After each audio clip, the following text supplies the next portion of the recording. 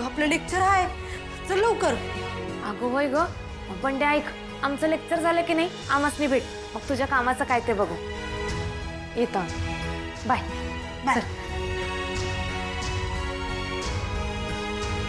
बंड्या, lucky आहेस मित्रा. ऋषी भाऊ, मनापासून थँक्यू. तुमचा लय मोठा आधार आहे आम्हाला. नाहीतर या परक्या शहरात कोण करतं एवढं कोणासाठी. खरंच मनापासून थँक्यू. येण्यास काय थँक्यू काय.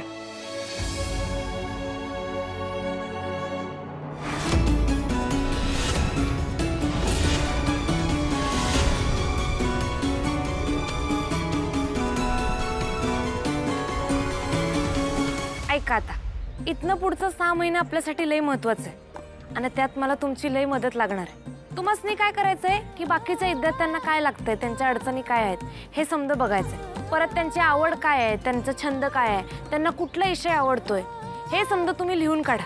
म्हणजे कसं आहे, आपल्याला काय अडचणी त्यासनी असतील त्या सोडवता येतील आणि त्याने मला बी फायदा होईल पुढे जाण्यासाठी. चालतंय? या तुम्ही.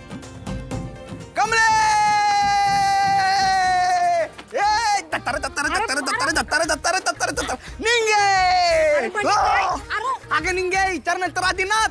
अरे वय की वय, पण आपण का नाचलोय? म्हणजे काय झालं काय?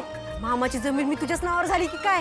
का कुठली लॉटरी लागली तुला? लागली निंगे, मला लॉटरीच लागली. ए बाबा, सरळ काय झाले नीट सांग की. कमरे, मला नोकरी मिळाली. काय? अरे काय सांगायलास? कुठं? अगं कॉलेजच्या कॅन्टीन मध्ये ऋषी भाऊनी लावलं मला तिथं कामाला.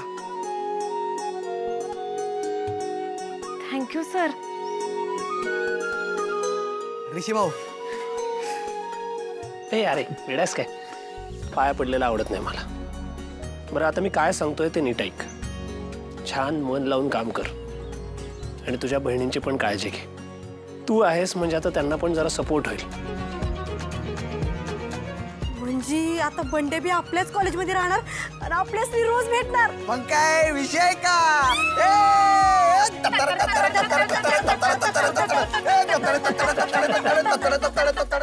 ही फाईल पाहिली मी राजन, पण प्रॅक्टिकली विचार केला ना तर या प्रोजेक्टमध्ये आपल्याला फार प्रॉफिट होईल असं वाटत नाही आहे मला. म्हणजे बिझनेस करताना आपण रिटर्न्सचा सुद्धा विचार करायला हवा ना. अगदी माझ्या मनातलं बोललीस आई. मी नयनताराला हेच बोललो. राजन, तू माझे डेबिट कार्ड आणि क्रेडिट कार्ड घेतलेस? हो. व्हॉट? पण का? का म्हणजे त्याची गरज काय? ऑफिसमध्ये येऊन तू कुठलं काम करत नाहीस किंवा बिझनेसची कुठली जबाबदारी स्वीकारलेली नाहीयेस. बरं किचनला तुझा पाय देखील लागत नाही. बाकी घरातले इतर सगळे खर्च आई पाहते, त्यामुळे तुला त्यातही लक्ष द्यायची गरज पडत नाही. हा, तुला शॉपिंगसाठी गरज पडत असेल पैशांची तर ते पैसे मी देईन तुला. मग डेबिट कार्ड आणि क्रेडिट कार्डची गरज काय आहे तुला? कसं आहे रागिणी, एखादी व्यक्ती काहीच काम करत नसेल तर त्याला पैसे कुठून मिळणार नाही का? हा, तू होम मेकर म्हणून एखादी जबाबदारी स्वीकारत असतीस तर गोष्ट वेगळी होती, पण तू ते देखील करत नाहीस. बाकी इतर सगळ्या सुखसोयीच्या गोष्टी ऑलरेडी आपल्या घरात आहेत. मग तुला पैशांची गरज काय म्हणून कार्ड्स काढून घेतले. राजन, काय बोलतोयस तू? अरे रागिणी तुझी बायको आहे. आता बरं झालं तू आठवण करून दिलीस. तिलाही सांग बायकोसारखं वाग म्हणून, म्हणजे तिला हवं ते मी आणून देईन नाही का? मला माहिती आहे तुला कार्ड्स कशासाठी हवी आहेत ती. रानिका, कॉलेजमधल्या प्रॉपर्टीचं नुकसान तू केलंस तेव्हा दंडाची अमाऊंट तुलाच भरावी लागेल. आणि हो, 20,000 रुपये स्वकष्टाने, म्हणजे तू स्वतः कष्ट करून ते कॉलेजमध्ये जमा करायचे. इतर कोणी जर तुला मदत केली आणि हे जर मला समजलं तर लक्षात ठेव, अमाऊंट वाढेल. आई, तुम्ही तरी याला समजवा आता. स्वतःच्या मुलीबद्दल काय बोलतोय हा? तो जे काही बोलतोय ते बरोबरच आहे. काय चुकीचं आहे त्यात? अनिका, स्वकष्टाने म्हणजे कुठलीही गोष्ट विकून नाही. बरं आई, मला बिझनेसमधल्या आणखी काही गोष्टींवर तुझ्याशी चर्चा करायची आहे, तेव्हा प्लीज.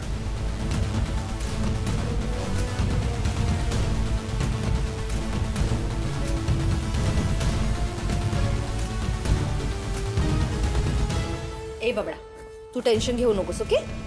मी करेन अरेंज पैसे. अगं नको, काही गरज नाहीये. आता मीच बघते पैसे कसे मिळवायचे ते.